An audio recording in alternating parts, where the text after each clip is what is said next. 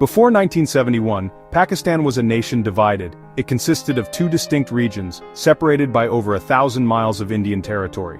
West Pakistan, home to the Punjabi and Pashtun majority, held the reins of power. East Pakistan, despite being more populous, found itself marginalized.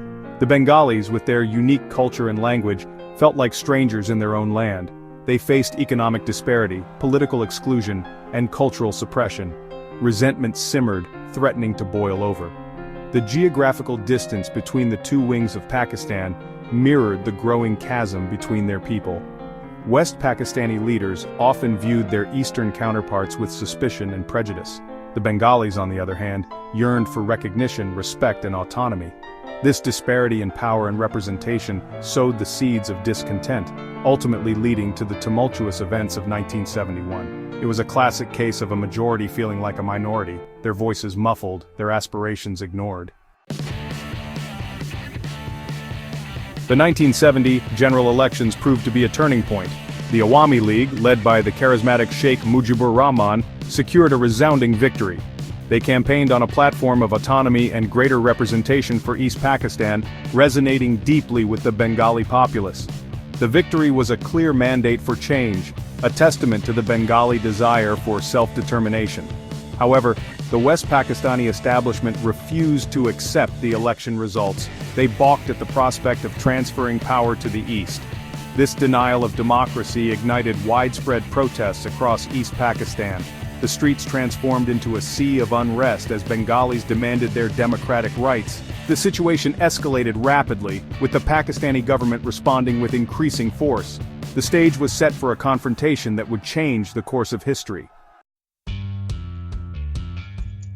On the night of March 25, 1971, the Pakistani army unleashed a brutal crackdown on the unarmed civilians of East Pakistan. This operation, codenamed Searchlight, marked the beginning of a genocide. The army, dominated by West Pakistani personnel, targeted Bengali intellectuals, students, and Hindus. Cities like Dhaka and Chittagong became scenes of unimaginable horror. The Mukti Bahini, the Bengali resistance movement, rose to challenge the Pakistani military.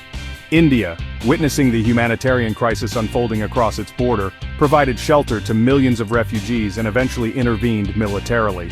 The 9-month war was marked by fierce battles, incredible courage, and unthinkable atrocities. On December 16, 1971, Pakistan surrendered, and Bangladesh emerged as an independent nation.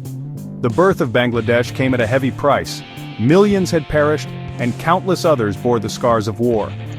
The newly independent nation faced the daunting task of rebuilding itself from the ashes. Despite the challenges, Bangladesh has made significant strides in the decades since. Recent developments, however, point to the unresolved issues of the past. Bangladesh continues to seek an official apology from Pakistan for the 1971 atrocities. The issue of financial reparations also remains a point of contention. Despite these challenges, both countries are engaged in dialogue, striving to improve relations and heal the wounds of the past. The journey ahead is long and arduous, but the spirit of 1971, the indomitable spirit of Bangladesh, continues to inspire.